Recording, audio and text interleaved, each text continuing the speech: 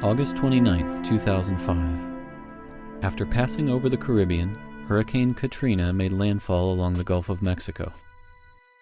By the time the skies cleared, Katrina had killed more than 1,800 people, caused roughly $125 billion in damages, and went down as one of the strongest storms to hit the U.S. in a century. 5 years later, NASA revisits Katrina as captured by NASA satellites.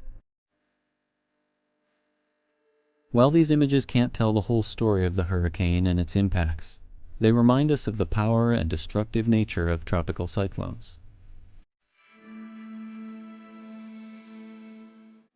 In the weeks leading up to Katrina, NASA's Aqua satellite captures sea surface temperatures with the IMSR-E instrument.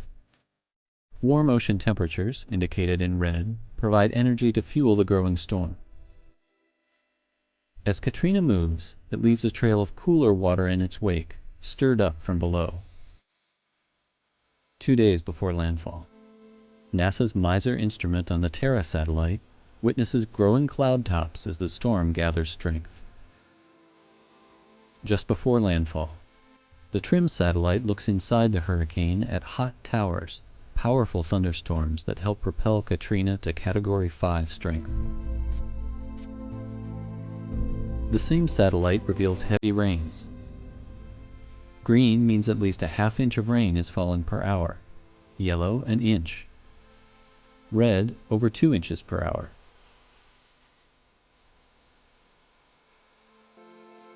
As the hurricane sweeps through, TRIMM's multi-satellite analysis reveals where the hurricane delivered the heaviest rains, shown here in yellows and reds. Finally, Landsat satellite imagery shows us the extent of flooding in New Orleans. First, the city before the storm, with Lake Pontchartrain to the north. 2 days after the storm made landfall, much of the city is flooded by the catastrophic levee failures. Today, Landsat sees a city still rebuilding from the storm. NASA satellites continue to provide detailed observations of tropical cyclones around the world, to better understand how they work, and so we can prepare for those yet to come.